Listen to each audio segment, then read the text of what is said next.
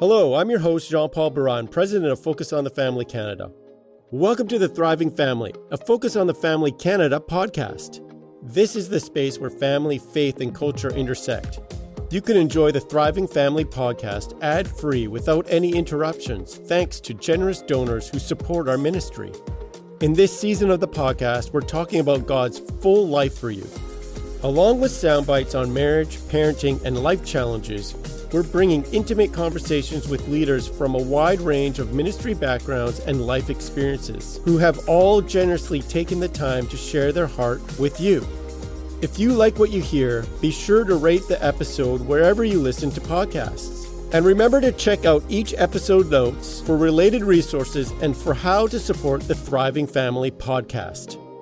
Today's episode is all about building a stronger team. And in this case, that team is a marriage.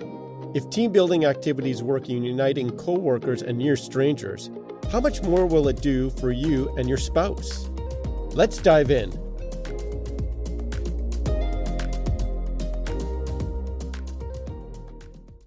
You've probably seen a sitcom episode with this setup. A workplace team building day with an overly cheerful facilitator leading a group of employees who just don't want to be there. Cue the eye rolls and unenthusiastic groans from everyone but the manager, and failed trust falls that leave someone injured and the audience laughing. Admittedly, these scenarios can be side-splittingly funny, but the value of team building in the business world and in your marriage lasts long after the laughs fade. Whether as a boisterous or blushing player, your participation in these seemingly cheesy games reaps benefits for you and your team that are far better than cheddar. And we're not just saying this as a rah-rah cheer. Research agrees that corporate culture thrives when coworkers learn to communicate, affirm strengths, motivate performance, and collaborate towards a common goal.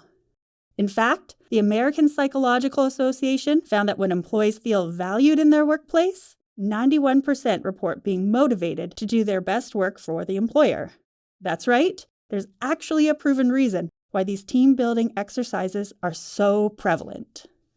Now, if these team-building techniques can unite a group of semi-strangers, couldn't similar exercises bond two lovers?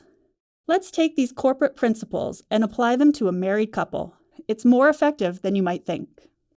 You and your spouse can cultivate your unique couple culture as you hone your strengths and overcome obstacles, one game at a time. Before we begin, let's do a word picture. Imagine a yoke propped on the shoulders of two oxen as a symbol of your marriage. Yeah. Imagining yourselves as oxen doesn't scream romance, but work with this metaphor for a moment. In the book of 2 Corinthians chapter 6, verses 14 and 15, the Apostle Paul warns Christians to share a yoke only with other believers. Paul knew that a healthy partnership is grounded in comparable spiritual maturity and shared faith foundations. But a yoke is just one part of the picture. It's merely a harness that connects the team to a weight which they must carry toward an objective. Even if the yoke fits, two same-sized oxen and two Christian spouses will fail to move or collapse under the burden unless both partners heave in unison as a team. Yes, the key word there is team. So, with that caution in mind, are you ready to hoist the yoke with your spouse? These 7 principles are penned by acclaimed psychologist and marriage expert John Gottman, and each tip is paired with a relevant team-building game. You and your spouse can play your way to a winning marriage and have fun in the process. Principle number 1, enhance your love map. A street map helps you navigate the road. A love map helps you navigate your spouse. After all, the more familiar you are with your spouse's personality, concerns, history, and values, the better equipped you are to tackle life's ups and downs as a team. Today, GPS automates road directions by replacing old-fashioned map reading with mindlessly following the step-by-step directions fed to you by a woman with a British accent. For better or for worse, there's no such thing as a marriage GPS. You'll need to put the effort into reading your spouse. Here's the game to support the principle. 2 truths and a lie. Now, we all know that lying isn't healthy for your marriage, but this fun and insightful game is. Think of 2 truths about yourself and make up 1 falsehood. Share these with your spouse and see if he or she can pinpoint the lie. You'll be surprised at how much you have left to learn about your spouse. Principle number 2, nurture fondness and admiration. Your spouse has a lot of admirable qualities. Your prerogative is to point them out. To grow fondness and nurture strengths, sincerely compliment anything and everything you can about your husband or wife. Here's the fun game to support the principle. The name game. For each letter of your spouse's name, choose a complimentary adjective to describe them. Go for gold by doing this for their entire name, first, middle, and last. Pay particular attention to highlighting and fostering strengths that directly contribute to the health of your relationship. Principle number 3, turn towards your spouse. Imagine a dot-to-dot puzzle. With each line drawn, the scattered dots transform into a meaningful image. In the same way, drawing small lines of connection with your spouse gradually reveals a clearer and deeper understanding of him or her. Sound doable? Unfortunately, the busyness of life tends to make ignoring your spouse's bids for attention all too easy. Here's the game to support this principle. High-low. Doctors Les and Leslie Perot, authors of The Good Fight, explain that businesses hold regular team meetings as a means of keeping workers happy, productive, and in the loop. Similarly to transforming corporate success, you and your spouse can transform your marital satisfaction with daily check-ins to share the highs and lows of your day with each other. Focus on attentive, active, and empathetic listening as your spouse shares their peaks and pits. Principle number 4, let your partner influence you. Do you trust your spouse? Are you trustworthy? Trust allows for shared power in a relationship rather than a marital dictatorship. Through mutual influence and validation for each other's ideas, you and your spouse can cultivate a safe marriage in which you can be open without fear of judgment, dismissal, or betrayal. Here's the game for this trust-building principle. Blind minds. Take turns blindfolding and guiding each other through an obstacle course in your living room. Scatter random objects over the floor and use verbal cues to help your spouse dodge the mines. Practice listening to and relying on your spouse's influence to gradually grow more comfortable sharing power in life's larger decisions. Principle number 5, solve your solvable problems.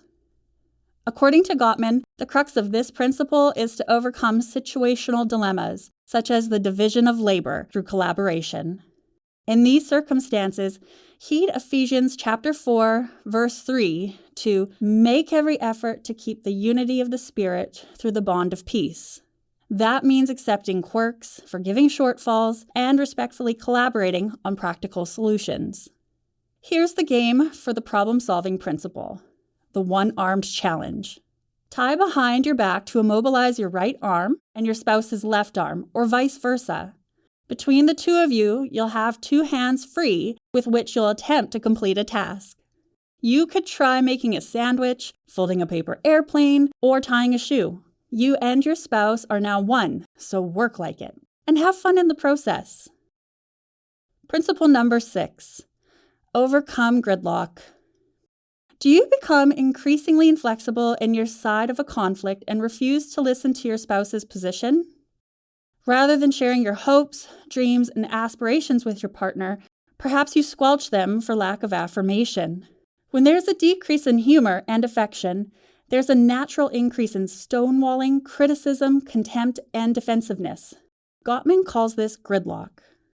The trick to overcome this gridlock? Set a yearly strategy. In the book of Habakkuk, chapter 2, verse 2, the Lord instructs us to write the vision, make it plain. Louis Upkins Jr., author of Treat Me Like a Customer, Using Lessons from Work to Succeed in Life, cites this same Bible verse as inspiration to write out a strategic plan with his wife each year. To start your own strategizing, brainstorm and write down your marriage mission statement.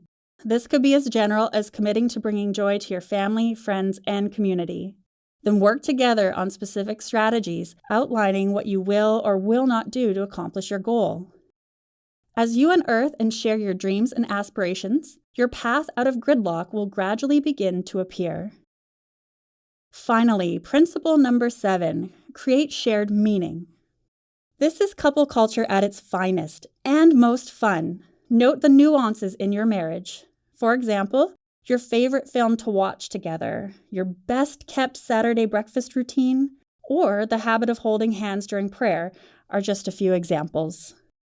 Valuing these unique experiences forms a positive bond between you and your spouse. And the final game for the final principle, Pictionary or charades. Think of words or situations that will help you and your spouse recall positive memories. For example, draw the place where you got engaged, act out your first kiss, or mime an inside joke. As you draw or act these memories, rejoice in the symbols, rituals, and unifying meanings that make your marriage special. Of course, effective team building needs to be a regularly occurring, integral part of married life. So whether you're aiming to conquer a New Year resolution or reignite the flame of yesteryear, commit today, tomorrow, and every day to teamwork. If you wish to talk about this further, or if it brought up something that you would like to talk through, you can have a free one-time consultation with one of our registered counselors at Focus on the Family Canada over the phone. Give us a call at 1-800-661-9800 to request a consult. It's our gift to you. Thanks for listening to today's episode of The Thriving Family, a podcast from Focus on the Family Canada. If you like this episode, please leave us a review wherever you listen to podcasts, and be sure to subscribe. If you feel led, you can make a donation at focusonthefamily.ca/podcastgiving, or find the link in the episode notes. This program is available ad-free because of the generosity of our donors. Most importantly, remember that we are here for you and your family.